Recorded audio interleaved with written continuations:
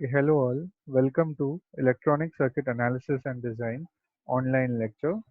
Today's topic is transistorized Wien bridge oscillator. So let us see the outline for the lecture. So the outline is first we will refer to the circuit diagram of transistorized Wien bridge oscillator. Then we'll move on to its working and we'll see its advantages, limitations, application. Then we'll move on to the derivation for the frequency of oscillation for a Wien bridge oscillator. So let us begin with the topic. So this is the circuit diagram of a Wien bridge oscillator. So you can see over here, this network, the two-stage BJT amplifier is nothing but my amplifier of this network over here.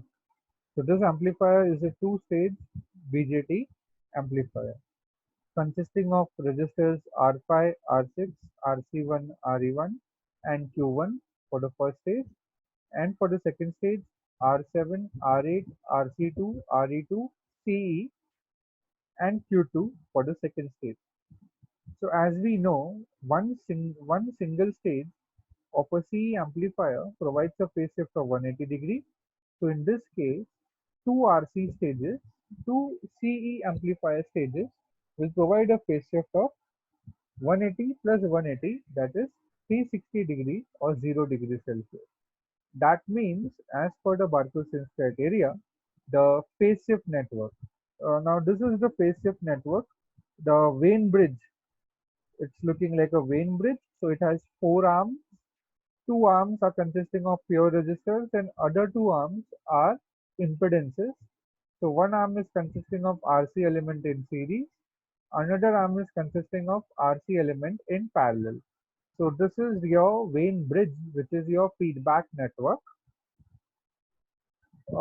As per the Barkhusen's criteria, the amplifier provides here, in this case, 0 degree phase shift. So a feedback network also should provide a 0 degree phase shift. So we will see that later how it provides a 0 degree phase shift. Now in this special case, we have two feedbacks. One is the positive feedback, that is the output of the feedback network is connected to the input, which is the positive feedback, and another is the negative feedback. Now, why negative feedback is present in this circuitry, that point will be more clear when we'll discuss this further. Now, let us try to understand the working of this Wien bridge oscillator. So as we know, the Wien bridge oscillator does not require any external input. It only works on the external DC power supply. So any random variations of noise which is produced at the base, either due to the DC power supply or due to the inherent noise in the BJT, these fluctuations at the base of the first transistor are amplified and are presented at the collector of the first transistor. Now again, these variations are presented to the base of the second transistor, where they are further amplified and appear at the collector of the second transistor. So this way, the small fluctuations are amplified twice, first by the first transistor, the first amplifier, and second by the second amplifier. So these random fluctuations go through the feedback network where its amplitude is slightly reduced and they join again at the input. So again they are further amplified, presented at the collector terminal of the first amplifier, going to the base of the second amplifier and coming out as the collector terminal with a stronger amplitude. So this random noise variations act as a starting impulse for the circuit to work. So this process of amplification and reduction by the feedback network will go on continuing until you get a sustained oscillation at the output of the Wien bridge oscillator. So that's how the circuit works.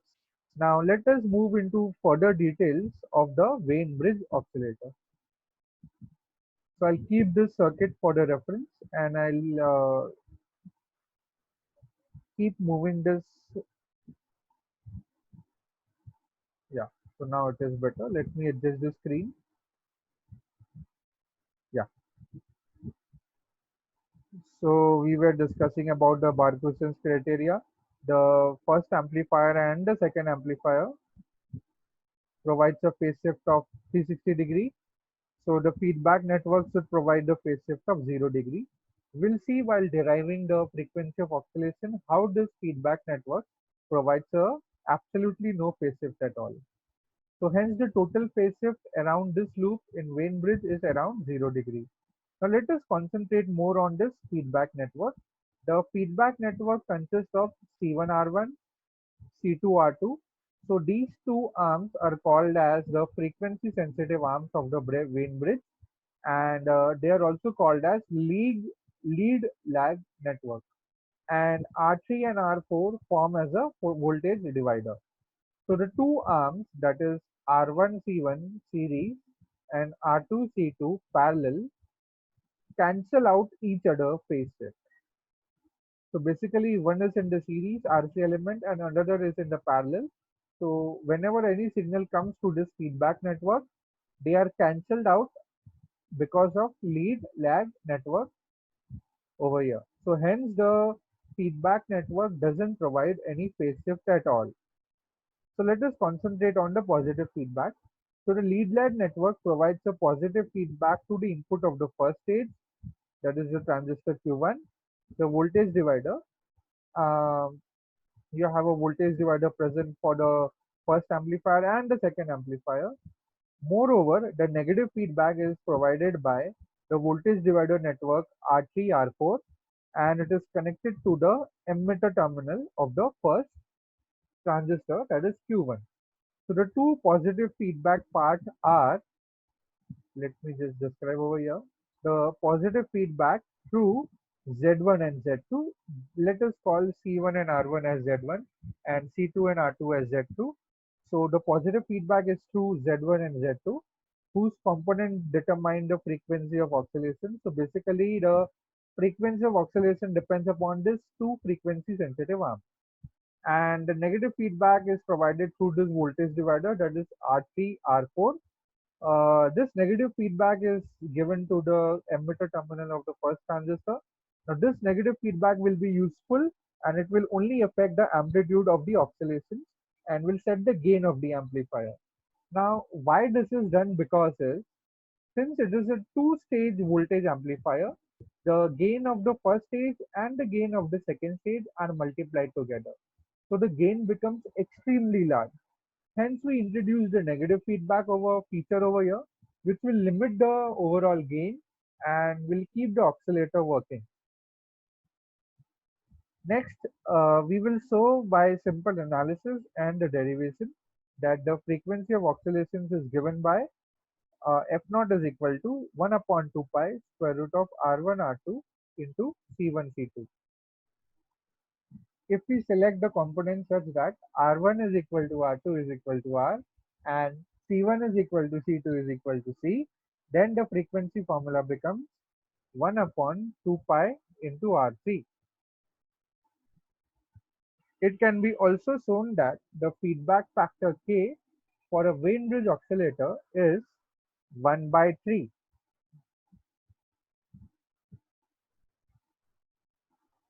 So this is just the operation of the Wayne bridge oscillator. Just now we have derived, just now we have discussed this thing, operation of the Wayne bridge oscillator. And also we have discussed the point why we require a negative feedback. This is basically to achieve the amplitude stabilization in a Wayne bridge oscillator. So I'll give you 5 seconds to have a look at this.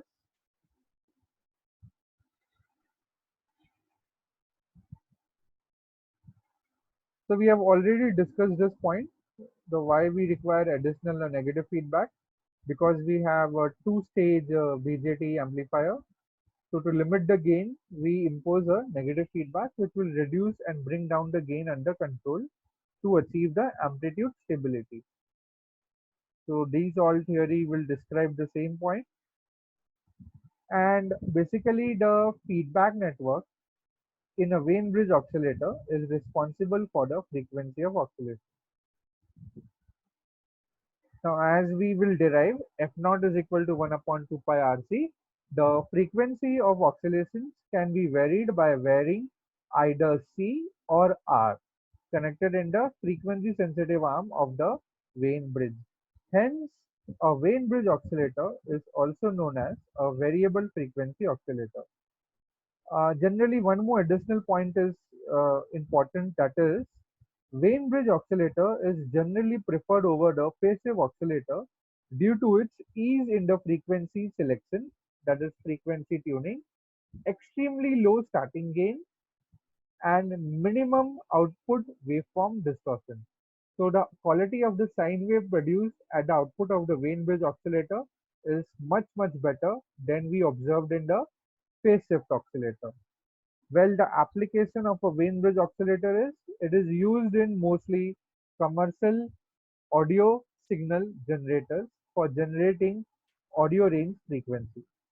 The advantages of a Wien bridge oscillator are as follows.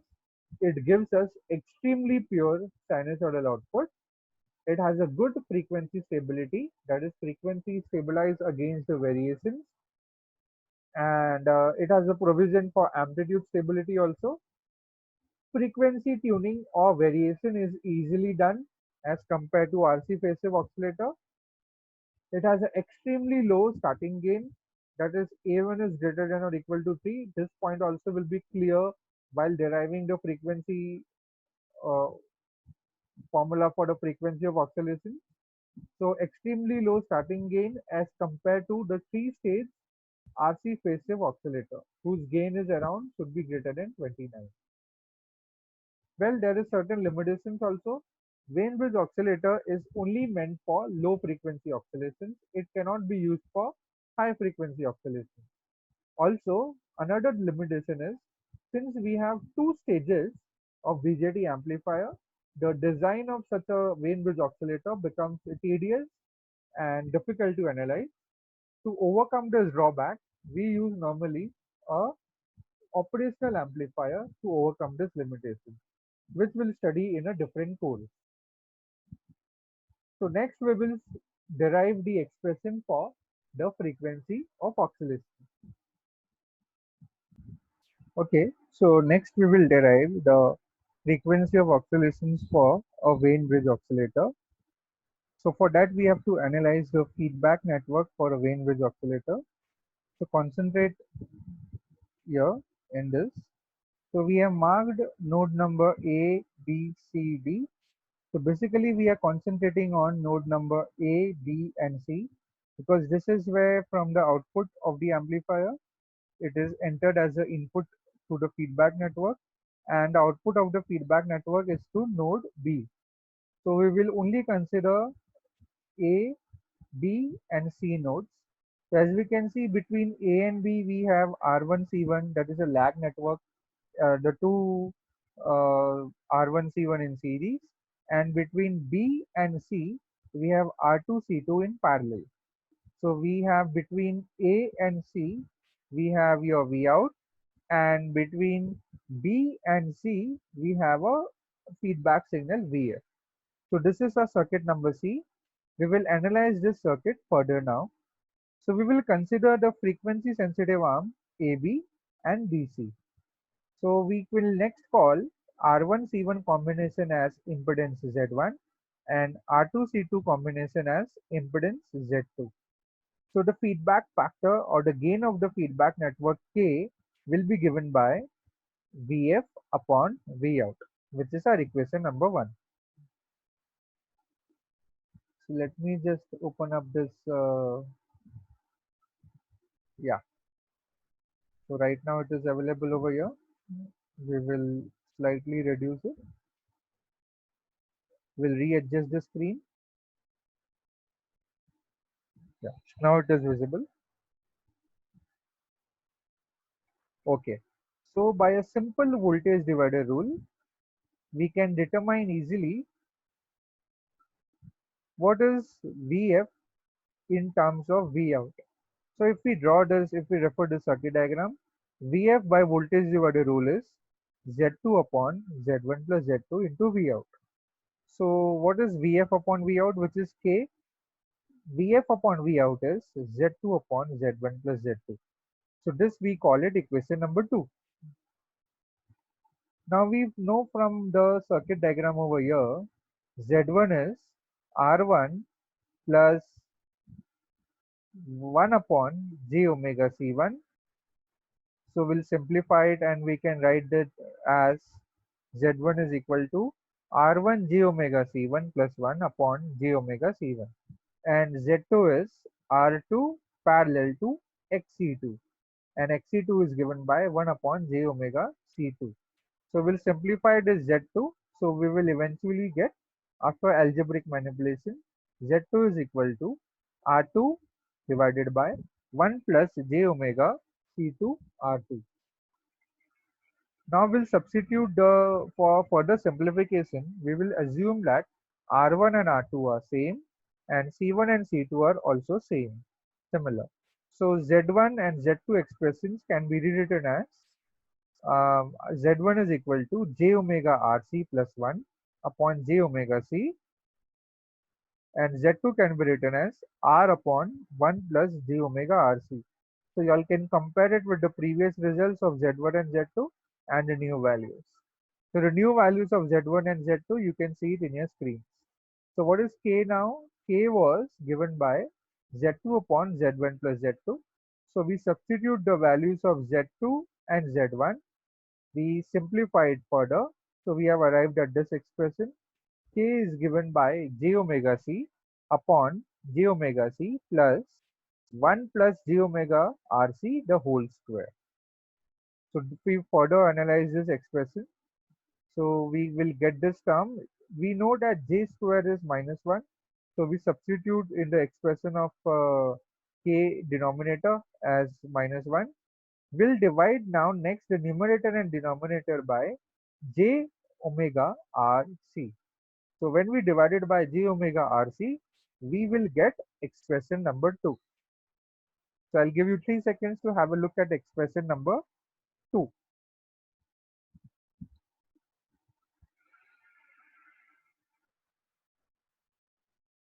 Okay. So after you get expression number 2, we'll equate the imaginary part of expression number 2 that will eventually give us the frequency of oscillation. So we'll equate the imaginary part of the denominator of expression number 2. The imaginary part is given by this, that is 1 upon j omega RC minus omega square R square C square upon j omega RC. So we'll equate that term to 0. We will simplify it. The j omega RC terms get cancelled out. So we get omega square is equal to 1 upon R square C square. We'll remove the square term. So we get omega is equal to 1 upon RC. Omega can be written as 2 pi f naught. So hence f naught expression will be 1 upon 2 pi R C. So this is the frequency of oscillations for a Wien bridge oscillator, where R1 is equal to R2 is equal to R and C1 is equal to C2 is equal to C. So this assumption has simplified our analysis a lot. So next is we have to obtain the value of K at the frequency of oscillation. So what we will do is we'll substitute omega equal to 1 upon RC in equation number 2. Let us search for equation number 2. Yeah. So this is our equation number 2. K is equal to Z2 upon Z1 plus Z2. So we substitute this expression omega equal to 1 upon RC. So basically,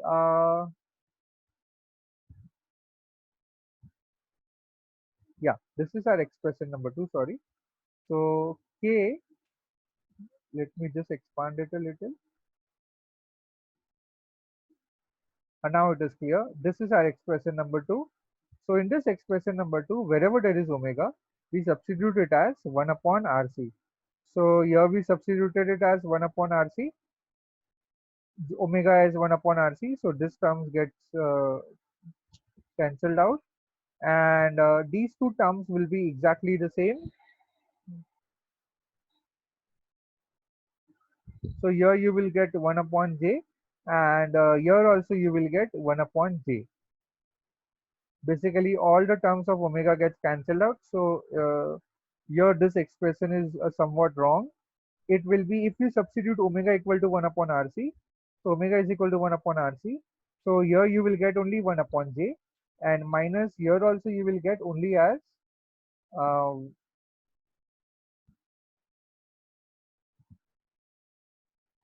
1 upon J. So here omega RC is an extra term over here. Please note that do not write this.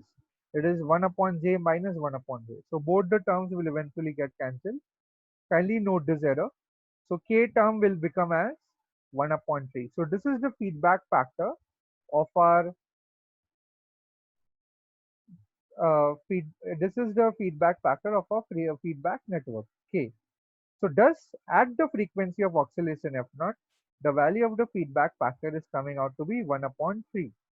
So as per Bartholin's criteria, the product of the gain of the amplifier and the feedback network should be slightly greater than or equal to 1. So your K is 1 by 3. So A1 should be greater than or equal to 3. So that is what is mean by low starting gain. So the amplifier gain A1 should be such that it should be slightly greater than 3 at the start to ensure the sustained oscillation. Now we'll quietly analyze this RC network in the circuit C. This is a circuit number C, which is determining the frequency of oscillations. We will see why the phase shift of this network is 0. How it is 0?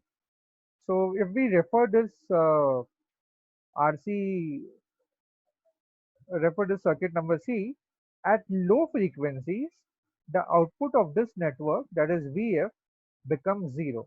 Because what happens at low frequencies? At very low frequencies, the impedance offered by XC1 is very, very high. So here it becomes as an open circuit. So once it becomes as an open circuit, the output reduces to 0. At very low frequency, sorry. At very high frequency, the output of the network becomes equal to, wait a second. Yeah, in both the cases, at extremely low frequency and extremely high frequency, the output of the network becomes 0. In this case, over here, C1 becomes open circuit at extremely low frequencies because the impedance offered by XC1 is at low frequency is very, very high. And in this case, in the second case, we have at very high frequencies, the impedance offered by XC2 is 0 because frequency is very, very high. When the impedance offered by XC2 is very, very low, that means capacitor C2 behaves as a short circuit, hence the output is 0. So at extremely low frequencies and at extremely high frequencies, the output of the network, that is VF, becomes 0. In between these two extreme conditions, the output reaches the maximum value. So the output of this feedback network reaches a maximum value in between that. So when it happens, at the oscillating frequency F naught, the K reaches to a maximum value 1 by 3. Just now we have derived that the K value is around 1 by 3 and the phase shift of the lead lag network is 0 degree at this frequency of oscillations. So as you can see over here, at very low frequencies and very high frequencies, the K value is reducing to 0, whereas the K value is maximum 1 by 3 at frequency of oscillation. So we will observe this shortly in LT Spice. Also, only at the oscillating frequency, the phase shift of this network is 0 degrees Celsius. So we can summarize it as follows. At F naught, at frequency of oscillation, the feedback factor is maximum, which is given by 1 by 3. And at the frequency of oscillations, the phase shift of the lead lag network is 0. So now we'll analyze this circuitry in LT Spice to see whether this really works or not. So we have simulated here, presented over here, a simple RC element. So this is similar to the circuit we have just now seen. Let me just show you on the screen. Okay, wait a second. Okay, so this is our feedback network for a Wien bridge oscillator consisting of R1 C1, R2 C2. So this is same. don't mind by the C1 and C2 over here. So we have kept the values C1, C2, R1, R2 as same, and with this the frequency of oscillations will become 1 upon 2 pi RC, which is coming out to be around 723.43 Hertz. Now what we will do is we'll apply a AC signal and observe that whether we are getting a gain of this feedback network maximum at the oscillating frequency or no. So let us analyze this circuit a little further. So before that, let me just move this so that it is very clear. Yeah, okay. So what we will do now is we will run this thing and we'll do the frequency analysis. We'll see whether the output, the VF, that is the output of this network over here, is really giving K as 1 by 3 or no. So let us, at frequency of oscillation that is nearby about 723 Hertz. So let us simulate this. Let us click on the run. So you will get a frequency response from quite 0 Hertz to around 100, around 10 megahertz. So I right click and add trace as V out. Oh yes, really, we are getting a curve which is coming out like this, which is similar to what we have observed in the PDF over here, as you can see. And secondly, we are getting a curve which is a frequency curve, which is also similar to this. So let us analyze whether we are really getting a gain of 1 by 3 or no. Let me just keep this as a linear plot. Yeah, okay. So let us analyze this as in yeah, let it be. So what we will do is the frequency of oscillations of the circuit is around 723 hertz. So we'll check it at 723 hertz whether we are really getting the gain of the circuit as 1 by 3 or no. So we'll move this cursor over here. We'll check it at around 723 close to. Okay, this is quite close. So around 723 hertz, we are getting the magnitude as around 332 millivolts. That is equivalent to 1 by 3. So your magnitude is correct. And phase shift over here is around 0 degrees Celsius. As you can see, this is 0 degrees Celsius, and the phase shift over here is around 0 degrees Celsius at this point. As you can also see here, 103.97 millidegree. So as you move down, the degree increases. So only at that frequency, that is 723, you get a phase shift of 0 degrees Celsius over here. So as you can see, this is around 0 degrees Celsius. And over here, we have magnitude as 1 by 3. So indeed, this is correct. At the frequency of oscillations, as you can see on the both the sides of your screen, this is your plot, which is resembling this. The gain of the feedback network is indeed 1 by 3, and the phase shift of this network is indeed 0 degrees Celsius. So that's it about the Wien bridge oscillator, that is a low frequency oscillator. Next time we'll start with the high frequency oscillator. Thank you.